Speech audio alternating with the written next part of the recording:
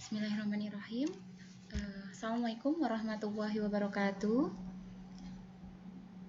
Yang saya hormati dari UPT Puskesmas Sibela, Ibu Natalia Indah Novi Eskemners, yang kesempatan ini mewakili dari pihak Puskesmas Sibela. Kemudian yang saya hormati juga Bapak RW dari RW 36 wilayah kerja Puskesmas Sibela, Bapak Sutresno. Mohon izin di sini saya Maulamar Atus Solihah selaku dosen dari Universitas Kusuma Husada Surakarta akan menyampaikan beberapa informasi terkait dengan kesiapsiagaan ataupun tanggap bencana banjir. Pelatihan ini menjadi serangkaian kegiatan yang kami lakukan dengan bekerja sama dengan Puskesmas Sibela, di mana kita memilih wilayah RW 36 karena berdasarkan diskusi wilayah RW 36 beresiko untuk mengalami bencana banjir. Terkait dengan pelatihan ini ada pelengkap ya yang akan kami berikan dalam daring online ini dengan modul pelatihan tanggap bencana banjir. Jadi nanti Bapak Ibu silahkan nanti membaca modul yang kami berikan. Pada dasarnya apa yang tertera di dalam modul adalah yang akan saya jelaskan dalam kesempatan pagi hari ini. Seperti itu.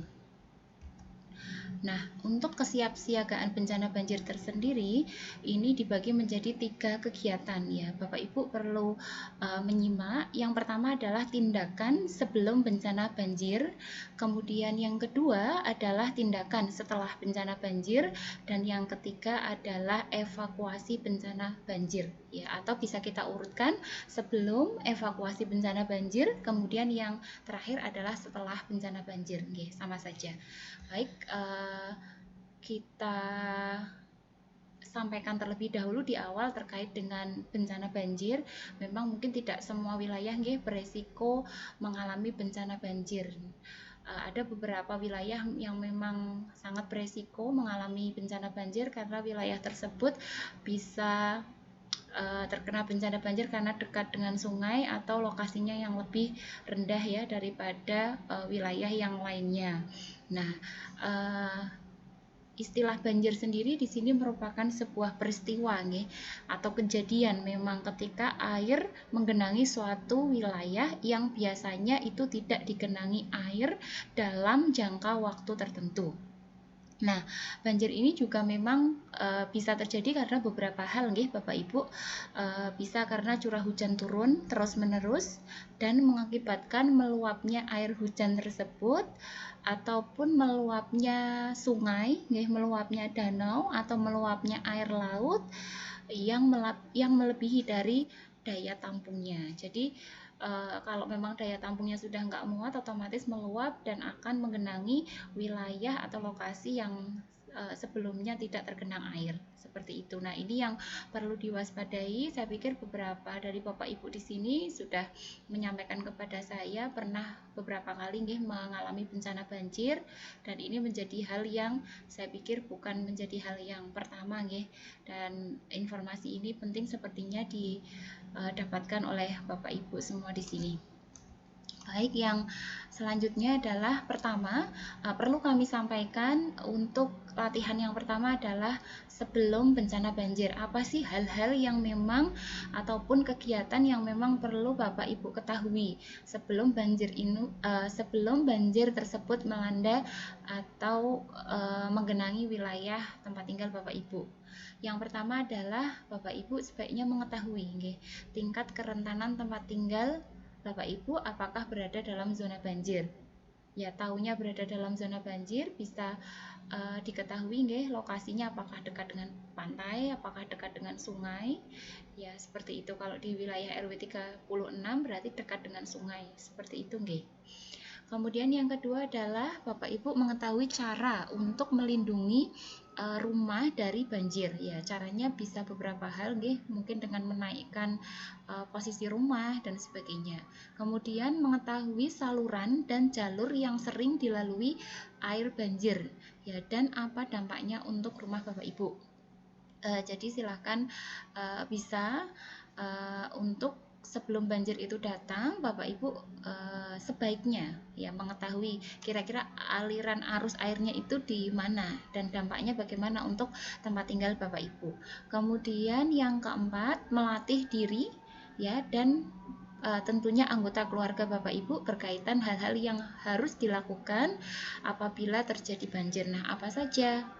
Nah, ini yang pertama sebenarnya bisa sih ketika memang siap ya di sini kadernya untuk membuat kelompok masyarakat pengendali banjir dengan sudah mengetahui informasi apa saja yang bisa dilakukan sebelum bencana banjir datang, apa saja evakuasi ketika terjadi bencana banjir, dan terakhir tindakan apa saja yang Bapak Ibu bisa lakukan setelah terjadi bencana banjir.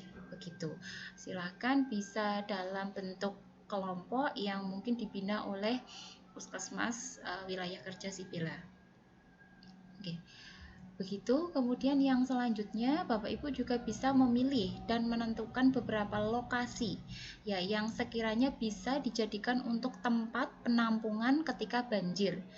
Dan yang paling penting sudah ada tempat penampungannya ketika banjir, Bapak Ibu juga mengetahui rutenya untuk menuju dari tempat penampungan tersebut. Jadi rute evakuasinya harus mudah untuk difahami dan diinformasikan kepada segenap warga di RW 36. Begitu nggih Bapak Ibu. Kemudian ini nggih yang penting juga, boleh sebenarnya Bapak Ibu bersiap siaga nggih dengan mempersiapkan secara mandiri ya dalam sebuah tas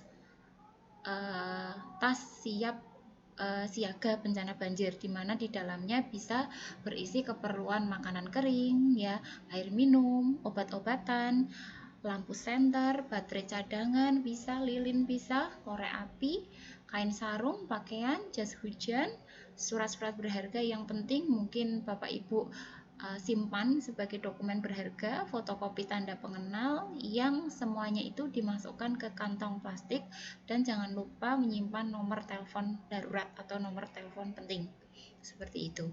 Kemudian yang perlu Bapak Ibu juga perhatikan sebelum bencana banjir adalah silahkan tadi beberapa dokumen yang penting ya, seperti mungkin terkait dengan surat menyurat penting ya, akte, kemudian mungkin di rumah terkait dengan kepemilikan dan sebagainya, silakan dokumen tersebut disimpan di tempat yang aman. Kemudian penetapan daerah aliran sungai secara terpadu sesuai dengan fungsi lahan ini juga penting. Sebenarnya Bapak Ibu juga lebih memahami terkait dengan ini. Kemudian ini hindari membangun di bantaran sungai dan di tempat yang rawan banjir. Kemudian juga bisa melakukan pemasangan pompa untuk daerah yang lebih rendah dari pemukiman air laut. Kemudian bisa juga menggunakan air bersih secara efisien ya. Jadi ini menjadi salah satu himbauan ya untuk hemat air sehingga air bersih bisa digunakan secara efektif dan efisien. Kemudian program penghijauan daerah hulu sungai yang rutin dilaksanakan sehingga menjadi daya serap untuk air seperti itu. Kemudian juga membudayakan untuk membuang sampah pada tempatnya bisa. Kemudian membudayakan kerja bakti membersihkan saluran-saluran air. Baik begitu Bapak Ibu untuk tindakan sebelum bencana banjir. Kemudian yang selanjutnya adalah apa sih yang Bapak Ibu bisa lakukan untuk melakukan evakuasi ketika bencana banjir itu datang. Yang pertama adalah jika terjadi banjir, silahkan Bapak Ibu menyimak ya. Simaklah informasi banjir untuk meningkatkan kesiapsiagaan. Ini juga ada di informasi yang diberikan oleh BNPB, jadi silahkan mengikuti ya terkait dengan informasi banjir. Kemudian yang kedua, segera evakuasi ke tempat yang lebih tinggi. Kalau memang terlihat sudah ada air menggenangi tempat tinggal Bapak Ibu, kemudian air itu semakin tinggi, silahkan putuskan untuk melakukan evakuasi ke tempat yang lebih tinggi. Kemudian evakuasi bencana banjir dilakukan juga Bapak Ibu waspada terhadap arus bawah saluran air ya, kubangan, kemudian tempat air yang tergenang, dan segera selamatkan diri dan berlari secepat mungkin menuju tempat yang lebih tinggi. Begitu. Perhatikan juga ketika berlari menyelamatkan diri untuk jalur evakuasi yang tersedia. Silahkan ikuti jalur evakuasi sehingga bisa sampai di tempat penampungan atau tempat pengungsian. Kemudian ketahui resiko bencana banjir bandang ya pada saat hujan biasa ataupun deras. Kemudian juga ketika bersiap untuk evakuasi, amankan rumah ya. Jika masih ada waktu untuk mengamankan barang, silahkan diamankan di tempat yang lebih tinggi. Kemudian ini juga penting ya Bapak Ibu untuk mematikan semua jaringan listrik ya. Apabila ada instruksi dari pihak-pihak yang berwenang, cabut alat-alat yang masih tersambung dengan listrik dan jangan menyentuh peralatan yang bermuatan listrik begitu. Juga ketika ada perintah evakuasi, Bapak Ibu harus meninggalkan rumah, jangan berjalan di arus air dan hindari berjalan dekat saluran air sebab itu sangat berisiko untuk terseret arus. Kemudian juga jika harus berjalan di arus air, maka berjalanlah dengan pijakan yang tegak, kemudian menggunakan bantuan tongkat untuk mengecek kepadatan tempat berpijak. Karena hati-hati kalau memang nanti tanahnya ambles dan sebagainya, bahaya ya buat Bapak Ibu. Kemudian jika air terlanjur meninggi, jangan keluar dari rumah dan sebisa mungkin mintalah pertolongan dengan segera. Kemudian juga jangan mengemudikan mobil di wilayah yang banjir. Jika air terus meninggi, segera hubungi instansi atau pihak yang berwenang. Begitu nggih Bapak Ibu. Kemudian juga mungkin pergilah ke tempat pengungsian yang tersedia kalau memang di rumah sudah tidak memungkinkan, sudah tidak aman dan air terus meninggi. Kemudian Bapak Ibu juga ketika evakuasi bencana banjir, bersihkan dan siapkan penampungan air bersih untuk berjaga-jaga seandainya kehabisan air bersih, dan waspada juga terkait dengan saluran air atau tempat melintasnya air yang kemungkinan akan dilalui oleh arus deras ketika saat terjadi banjir. Begitu nggih Bapak Ibu, dua kegiatan sudah saya sampaikan di sini kepada Bapak Ibu semuanya. Kemudian yang terakhir ini adalah apa sih tindakan-tindakan ya atau hal-hal yang memang perlu Bapak Ibu ketahui setelah bencana banjir itu melanda wilayah Bapak Ibu ya. Yang pertama adalah berikan bantuan tempat perlindungan darurat kepada mereka yang membutuhkan. Jadi silahkan diberikan bantuan. Kalau ini kaitannya berarti ada pihak-pihak yang memberikan bantuan ke tempat Bapak Ibu, bukan Bapak Ibu yang memberikan bantuan. Pemahamannya seperti itu. Kemudian bisa melakukan penyelamatan untuk menyelamatkan orang lain sesuai dengan kemampuan yang dimiliki. Ya, mungkin untuk tenaga kesehatan kami bisa melakukan penyelamatan BHD atau bantuan hidup dasar ya ketika mungkin ada yang tenggelam dan sebagainya, tetapi kalau kapasitasnya mungkin Bapak Ibu tidak mengetahui, selamatkan sesuai dengan kemampuan Bapak Ibu atau segera minta pertolongan begitu.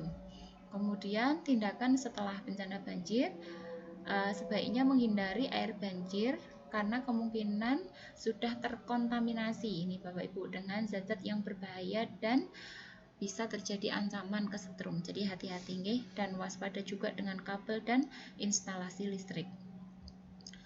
Kemudian juga hindari pohon, tiang, dan bangunan yang berpotensi untuk roboh. Jadi carilah tempat-tempat yang aman walaupun banjir sudah surut seperti itu, silahkan cari lokasi atau tempat yang aman. Kemudian hindari air yang bergerak, hindari area yang airnya baru saja surut karena kondisi tanahnya bisa saja keropos atau ambles ya. Karena memang lama digenangi air, biasanya kondisi tanah tidak terprediksi ya, hati-hati Bapak Ibu. Kemudian hindari lokasi yang masih terkena bencana banjir, kembali ke rumah ketika sudah ada instruksi ya dari perintah pihak-pihak yang berwenang. Kemudian tetap di luar gedung atau rumah yang masih dikelilingi air dan periksa ketersediaan makanan dan minuman. Silahkan cek persediaan makanan ataupun minuman. Jika ada yang terkontaminasi dengan air banjir, sebaiknya dibuang saja karena membahayakan. Kemudian Bapak Ibu juga harapannya walaupun banjir sudah terlewati, itu tetap menyimak nggih berita tentang kondisi air banjir serta di mana mendapatkan bantuan pemukiman, pakaian, dan makanan. Dapatkan juga perawatan kesehatan di fasilitas kesehatan terdekat karena setelah banjir biasanya ada beberapa penyakit yang terjadi ya, seperti diare, kemudian penyakit kulit dan sebagainya. Itu tetap waspada, dan ketika itu terjadi silahkan bisa ke vaskes terdekat, bisa ke puskesmas dan sebagainya. Kemudian bersihkan tempat tinggal ya dan lingkungan rumah dari sisa-sisa kotoran ya setelah banjir dengan tentunya menggunakan disinfektan atau antiseptik. Kemudian terakhir, tindakan yang bisa Bapak Ibu lakukan ya setelah bencana banjir adalah tolong bisa memperhatikan kesehatan dan keselamatan seluruh anggota keluarga Bapak Ibu dengan cara mencuci tangan menggunakan sabun dan air bersih sehingga bisa mencegah terjadinya infeksi ya ataupun mencegah dari kuman-kuman penyakit seperti itu.